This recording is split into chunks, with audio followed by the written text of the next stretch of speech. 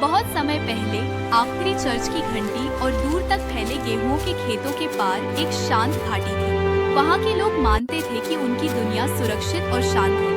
उसी घाटी में एक लड़की रहती थी। उसका नाम अन्या था। अन्या को घूमना बहुत पसंद था। वह नदियों के किनारे, ऊंची घास में और उन पहाड़ियों तक चली जाती जहाँ हवा धीरे धीरे बातें करती थी। वह लापरवाह नहीं थी, बस जिज्ञासु थी। और उस घाटी में जब शाम जल्दी ढलने लगती थी तो बड़े लोग जिज्ञासा से सावधान रहने को कहते थे। एक शाम जब अन्या खेतों के किनारे जंगली फूल तोड़ रही थी, अचानक हवा ठंडी हो गई। पक्षियों की आवाजें थम गई।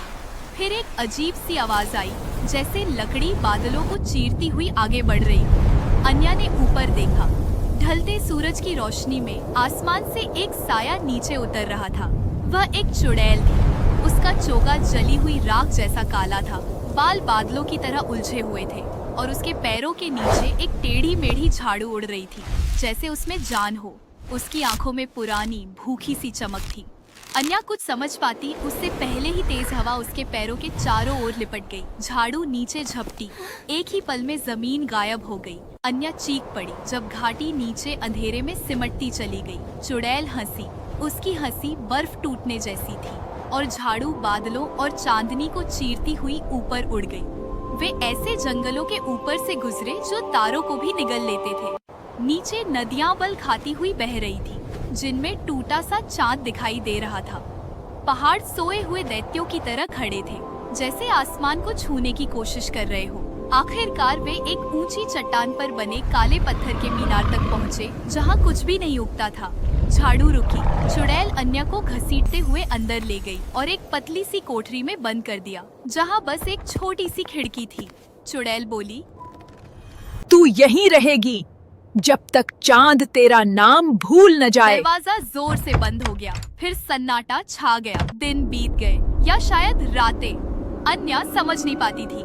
मीनार कराहती और सांस लेती सी लगती थी, जैसे वह जिंदा हो। बिना आग के ही परछाइयां हिलती थी। कभी कभी अन्या को फुसफुसाहटें सुनाई देती, ऐसी भाषाओं में जो डर से भी पुरानी थी। फिर भी अन्या रोई नहीं।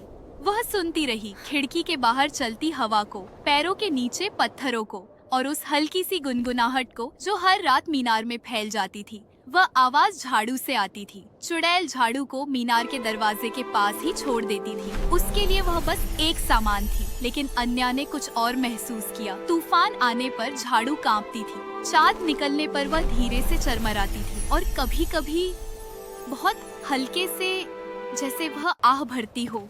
7वीं रात अन्या ने दरवाजे से कान लगा दिया। चुड़ैल सो रही थी। झाड़ू हिली।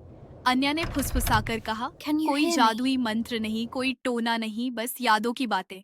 उसने झाड़ू को खुले आसमान के बारे में बताया, सूरज की रोशनी में चमकते खेतों के बारे में, हवा में उड़ती हंसी के बारे में। झाड़ू जोर जोर से कांपने लगी। उसकी सींकें उठने लगी। धीरे धीरे मीनार का दरवाजा अपने आप चरमराकर खुल गया। अन्या आगे बढ़ी। झाड़ू उसकी ओर झुक गई। जैसे ही अन्या उस पर चढ़ी, मीनार चीख उठी, लेकिन बहुत देर हो चुकी थी। अन्या रात में उड़ चली। झाड़ू खुशी और गुस्से से तेजी से ऊपर उड़ती हुई, हवा उसके बालों से टकरा रही थी। पीछे मीनार छोटी होती जा रही थी। चुड़ैल जाग गई। वह चिल्लाती हुई आसमान में उठी, अपने जादुई शब्द फेंकती हुई जो चिंगारियों की तरह जल रहे थे। लेकिन झाड़ू और तेज उड़ रही थी, जादू से भी तेज, डर से भी तेज। वे फिर से जंगलों, नदियों और पहाड़ों के ऊपर से गुजरे, लेकिन अब आसमान खुला खुला लग रहा था, हल्का, आजाद। सुबह होते ही झाड़ू ने अन्या को उसकी घाटी में उतार दिया। गेहूं के खेत सुनहरे चमक रहे थे, घंटियां बज रही थी।